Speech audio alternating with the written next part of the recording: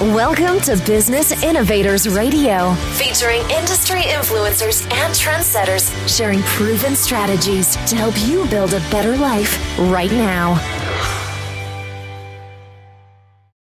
Well, hello and welcome to this episode of our program. This is Mike Saunders with Marketing Huddle, and today we have with us Michael Grandinetti, who is with Michael Grandinetti Magic. Welcome to the program, Michael. Thank you so much, Mike. It's good to talk to you.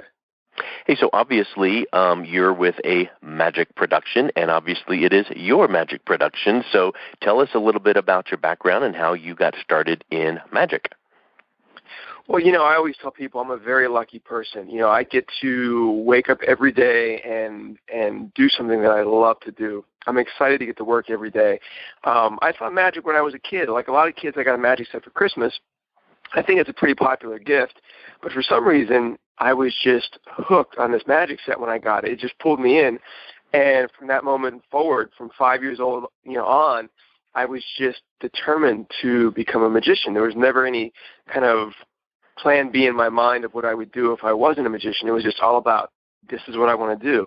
So my life has been based on following that path. And it's been an amazing journey. It's been a tremendous amount of work, but I wouldn't trade it for the world. I've loved every minute of it. So I'm a lucky guy. Yeah, and it's really interesting that such an early age, it just clicked with you and you got it. You think some younger kids that get a Rubik's Cube or whatever the case might be, and they're enamored for a second and a half, and then they're off to the next shiny object. So I wonder what it is about maybe even just your makeup, or just it was just a good fit, but just made you stick with it, and it just kind of stuck with you, and you wanted to do more and better and bigger. But right from an early age, I think that's a gift. Yeah, it was, in looking back at it, I think what really made it click for me was a couple of things. First of all, it's a very creative, outlet. Magic's all about basically making anything you want to have happen.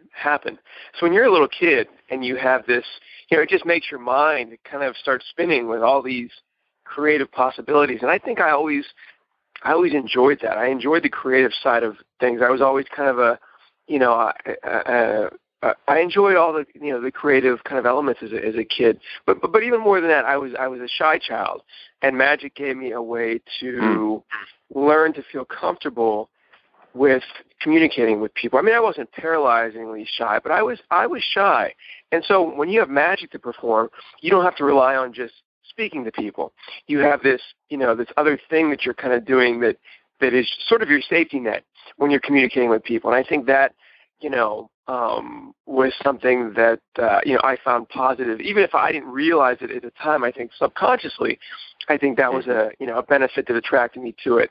So, yeah, it just, for a lot of reasons, it just was a really good fit.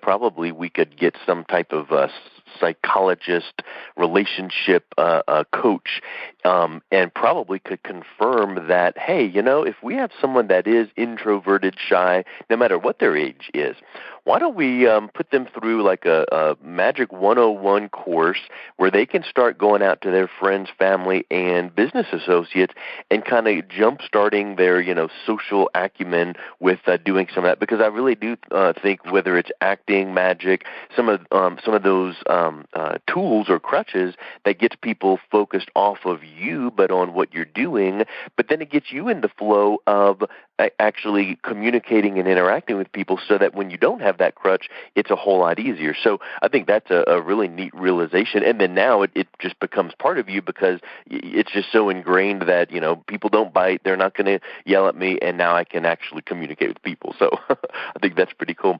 Hey, so what are some of the unique and groundbreaking places and things that you've done with your magic and in your business?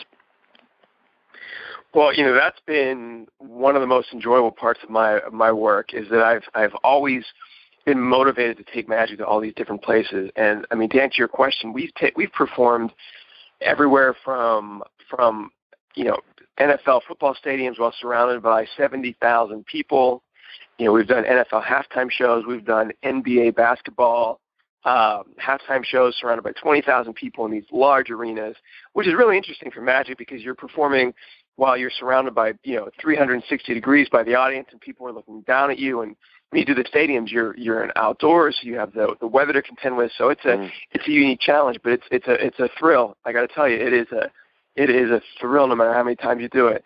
And we've performed with symphony orchestras, where the orchestras are playing music while we perform our illusions, and that is wonderful. I'm telling you, when you're up there doing that and you have that music right behind you, it's impossible not to feel great. I feel great every time we perform. I love what we do, but that is such an amazing experience. I've even had the chance to, we were just talking about the 4th of July before we started the interview, and I was the first magician invited to perform in the 4th of July parade in Washington, D.C. a few years back. And that was such an honor and a thrilling experience. Even performed at the White House for Easter. So, I love the idea. I think, again, tying everything together, talking about how as a kid I was attracted to the possibilities with magic. I think even to this day, being able to wake up and go, okay, where do I want to go with this? Where do I want to take this? What do I want to do with this? I think that excites me a lot. So I've loved that process. Well, at what point did you wake up and go, I'm doing this, I'll call it small scale, corporate events or parties or whatever. At what point did you make a break, or was it a break given to you where you started getting some of these bigger events? Because obviously you don't go from Billy's birthday party to a stadium of 70,000 people. No, that's true. It's definitely a process. I will tell you this, that even when I first started doing shows professionally around 12, and it was all the kind of small stuff that people in magic, that you kind of start out with when you're doing magic. In my mind, I always wanted to do the big stuff. That was always the end game, was to have a big show with large illusions. I knew that was the direction I wanted to go in. But you're right, you don't start there, and it's a challenge to get there. I had a couple of interesting opportunities. First of all, when I was 16, the band director from our high school came to me and said, he said, I hear you're a magician. Do you want to make somebody disappear at one of the halftime shows that we do? And I thought he was kidding, but he was not kidding. Mm-hmm. And so I said, absolutely. So I figured out a way to do it. I would get permission to get out of the principal of the school gave me permission to get out of English class to go down to the wood shop and work with the students and the teacher to build this large piece. And at 16, it was the first large illusion that I did. We did it. I made somebody disappear from the football field and end up in the audience. Except the problem was the coach wanted you to make their star quarterback disappear, and you couldn't really do that. Well, that would have been a whole different thing, I think. But, exactly. But when you do that, you go, okay, now I want more of this. Now I want more of this. And a year later, the same band director, his name was Ed Hansack, came to me and said, do you want to do a show why don't we put you in the auditorium and do a show for everybody? And we'll do it as a fundraiser for the band. Yeah. So it was the first time I was on a major stage. I was about 16, 17. And I had saved up, money from doing just shows around town, and I got some larger pieces, and the community just rallied behind me. I was so lucky to have the support. I mean, that place, it sold out. There were, over 1,000 people there. And I'll tell you a very quick thing. I just remember people, my father coming in and going, you're not going to believe this, but the line is lined up around the block outside for people to get in. It was that kind of support from the community, from people around me at the time, that really gave me the brakes to follow that dream of mine. And can you think of one specific break or event that really got you into the larger events, like what you mentioned here, like early on, but was there something else too that got you into a larger corporate event that led to meeting this person that led to something else? Or was it just a nice, natural culmination of a little bit bigger event, and you met this person, and that's just, because where I'm going with that question is relating it to business, because your magic is a business, of course, but how can business and entrepreneurs have that same mindset of you got to begin with the end in mind and feel like you want to grow to X level, but just get out there and grind it and crush it and just make it happen? Well, you hit it right there. There was never any one moment where the switch just flipped. And it was just, the floodgates were opened. It was hitting the pavement hard for many, many years with the goal in mind of going, this is what I want to do. When I moved to Los Angeles from Pittsburgh right out of college, I had to start over from zero, because you become a very small fish in a very big pond, and everybody wanting to do the same thing. And, I had a very successful business in Pittsburgh that I put myself through college. I didn't have any loans. I was able to do shows and sustain myself. All that kind of went away when I moved out to LA, because nobody, you just didn't have that background behind you. So I would, wake up sometimes at 3 a.m. and just start working, and work straight through the day. Honestly, to this day, I still continue doing that. But that was it. It was every day. It was pushing forward little by little until I climbed the mountain. It was making every phone call, meeting every person that I possibly could. It was building a database, quite honestly, of everybody that I met along the way, and keeping in touch with them. And it was a process of not letting go until I got there. And that's a huge business lesson. And if you can relate it, have you ever read the book Think and Grow Rich? Yes. So very, very similar concepts. You have to have that big thing in your mind, and then you have to be willing to go out and do it. You have to make a list of things you're willing to do to accomplish that. Then you have, and like Stephen Covey said, begin with the end in mind. Well, that presupposes that you have to have, something that there is an end. You have to know where you want to go and have that direction. And then, what person gets up at 3 a.m. and works all day? Well, someone that's driven, someone that has passion, enthusiasm, and feels pulled. So your alarm didn't go off and you were groaning and slapping the snooze button and going, I got to get up and do this thing. You were bounding up and you were ready to hit it, and that comes because you're aligned with, your goals and your vision and your passion, and you're just making it happen. And there's too many people that feel like, where's my break? They're sitting back waiting for that thing to happen. And unfortunately, they don't see below the iceberg of all the success stories where it looks like, hey, you're an overnight success, but it took 10 years of hard grinding to get that one break. Oh, it's true. And I got to tell you, I'll take a quick example. I will never forget when I wanted to start doing stadiums. And this was about 15 to 16 years ago when I first moved to LA. Somebody told me, it'll never work. You'll never do stadiums. Nobody will ever have magic in there. It's too, who would want to watch it? They gave me every list of negatives as to why it wouldn't work. And instead of going, okay, all right, that makes sense, it actually fueled me to go, you know what? Now I'm really going to do this. Now I'm really going to go there, and really, because I know this will work there. And now we're getting close to our 30th stadium, an arena out there. And so the biggest lesson I can impart to people is, if you want to do something, you can absolutely figure out a way to do it in life and in business. I mean, there's just, especially in today's world where we're so connected to everything, it's just, there's really the biggest frustration I see that I get with people is when they put limitations on themselves, when they talk themselves out of something that they want to do. I am certainly proof that, if this shy kid who was afraid to talk to two people growing up in Pittsburgh can get up and take what he loves to do now in front of 70,000 people in a stadium, if I can do that, then literally, anybody who wants to do something in their business with their goals, they can go out and do it. That's my belief. Yeah, I agree 1,000%. And speaking of business, do you think that there's one or two things or tips that you would give to an entrepreneur, not the things we've already talked about, but kind of like, here's an example, story selling, the play on words of storytelling. Well, facts tell, but stories sell. So in business and marketing, you should take your products and services and wrap them up into some stories so that it's kind of like parables in the Bible. They become easier to understand.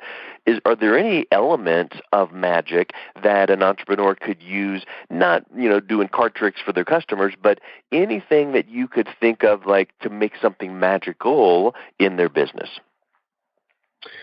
Well, one of the biggest things that's helped me is that I always am striving to do projects that we can use to keep awareness of what we do in the marketplace.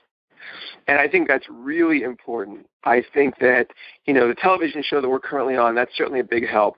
But a lot of the projects we did, like I mentioned earlier, the stadium shows, the symphony shows, there's a lot of things that we're working on now that are items that we could put in our newsletter that make people go, okay, that's interesting. That's different, and it catches people's mind. So for me, I really try and make sure that we are constantly out there and building our awareness in the marketplace. I think that's really important. I think people forget. I think you want to make sure that you're always out there doing good work, and that people know that you're out there. So I think a piece of business advice I would tell people is, always make sure that you're as visible as possible out there in the marketplace. Yeah, that's an interesting point, and there's an author by the name of Scott Stratton that wrote a book called Unmarketing. It's kind of like going the opposite of what normally people would talk about marketing. And I think that here's the problem. People in our society today have the instant message, text message, Snapchat, all these give it to me now stuff that they forget the fact that it's old-fashioned hard work and grinding, and sometimes the quote-unquote magic that we need in our business is just getting back to basics. And, I've seen so many times it's just basic follow-up, staying in touch with someone. You mentioned networking. Well, did you meet someone, shake their hand, and then never follow up? No, you probably did something, sent them an email, made a phone call down the road later, and then things happen because of that. How about a return phone call? If you got a call on your voicemail asking about a potential show, do you wait 6 days to call them back? No, you probably wait 6 minutes or 6 hours. So I would say your comment is right on, and sometimes people are looking for that magic, when in reality the magic is get out there and get it done. Hey, so you mentioned, go ahead. No, I'm sorry. I was going to say you're right. And I have a rule that, I will always personally return everybody's message or call or email within the day. There'll never be a day that goes by, even when we're on the road and we're traveling. The day will not be. If somebody gets in touch, I will never be one of those people who takes, as you said, a couple days, a week, to respond. It's always, and I think that's really important in business is, communication. Fast, efficient communication is really, really important. Because guess what? 92% of your competitors don't take that approach. So when you do, you stand out so much better. So that it's just a huge, huge tip. You mentioned your TV show, so tell us about the Masters of Illusion show and what makes that different than other when filming it for television. Well, I'm really excited about it. We're in our third season now on the CW. The show airs Friday nights, 8 o'clock. And basically the premise of Masters of Illusion is the producers have invited magicians from around the world to come to Hollywood and basically bring their best stuff and perform it for a live audience. And so every week viewers get to tune in and see 6 or 8 different magicians, again, from around the world, everything from large illusions to close-up magic to escapes to mind reading to comedy magic, the whole kind of range of magical styles. And it is a intriguing, imaginative, fun show to end the week with. And I think what I'm most proud of about it is that it's the kind of show that entire families can sit around the television and watch together. And I always tell people that, in today's TV landscape, that's becoming increasingly rare. Mm-hmm. But we've had a tremendous time on the show. It has just been so much fun. The first season of the show, I performed a lot of my favorite illusions. I walked through a steel wall. I levitated 10 feet in the air. I disappeared from 20 feet above the stage and ended up in the audience.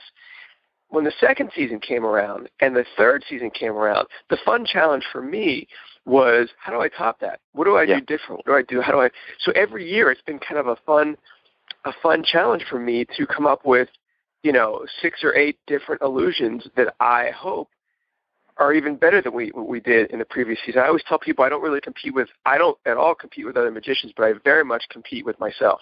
Mm-hmm. So it's been a lot of fun, and the show is doing well. The show is, it's gaining, in momentum and strength, and the numbers are great, and I'm real excited. Have you found that once you were on that show, that increased the people calling in for you to do other type of events because of that exposure?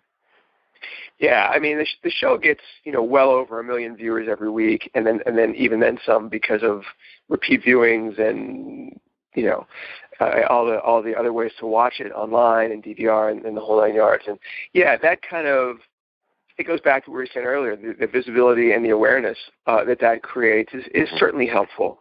So yeah, it's definitely, and the show has now been sold into over 100 countries around the world. And it makes me, it kind of blows my mind. In my life, I'll probably never set foot personally in 100 countries. It's a lot of countries. But our work has made it to all these places, and I love that. Yeah, that's huge. Hey, so final question.